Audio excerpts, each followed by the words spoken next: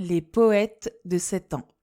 Et la mère, fermant le livre du devoir, s'en allait satisfaite et très fière, sans voir, dans les yeux bleus et sous le front plein d'éminence, l'âme de son enfant livrée aux répugnances. Tout le jour, il suait d'obéissance. Très intelligent pourtant, des tics noirs, quelques traits, semblaient prouver en lui d'âcres hypocrisies.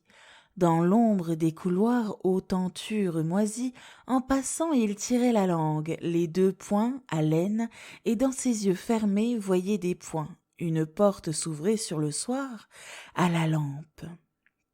On le voyait là-haut, qui râlait sur la rampe, sous un golfe de jour pendant du toit. L'été, surtout, vaincu stupide, il était entêté à se renfermer dans la fraîcheur des latrines.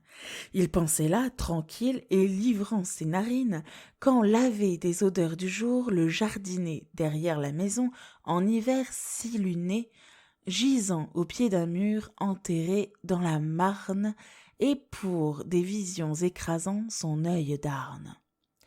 Il écoutait grouiller les galeux espaliers. Pitié, ses enfants seuls étaient ses familiers, qui, chétifs, front nu, œil déteignant sur la joue, cachant de maigres doigts jaunes et noirs debout, sous des habits puant la foire et tout vieillot, conversaient avec la douceur des idiots. Et si, l'ayant surpris à des pitiés immondes, sa mère s'effrayait, les tendresses profondes de l'enfant se jetaient sur cet étonnement.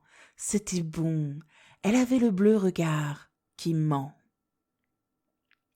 À 7 ans, il faisait des romans sur la vie du grand désert où, lui, la liberté ravie, forêt, soleil, rive, savane, il cédait. De journaux illustrés ou rouges, il regardait des Espagnols rire et des Italiennes.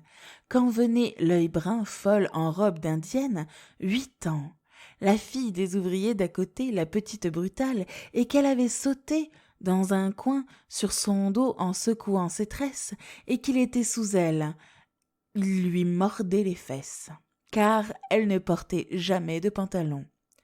Et, par elle meurtrie des poings et des talons, remportait les saveurs de sa peau dans sa chambre.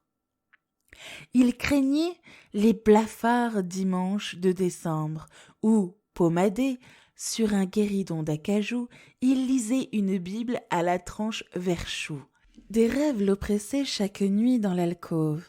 Il n'aimait pas Dieu, mais les hommes, qu'au soir fauve, noir en blouse, il voyait rentrer dans les faubourgs, où les crieurs, en 3 roulements de tambour, font autour des édits rire et gronder les foules.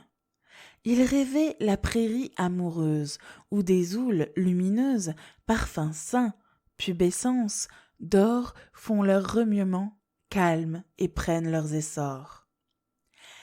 Et comme il savourait surtout les sombres choses, quand, dans la chambre nue, aux persiennes closes, haute et bleue, acrément, brise d'humidité, il lisait son roman sans cesse méditer, plein de lourds ciels au creux et de forêts noyées, de fleurs de chair au bois sidéral déployé, vertige, écroulement, déroute et pitié.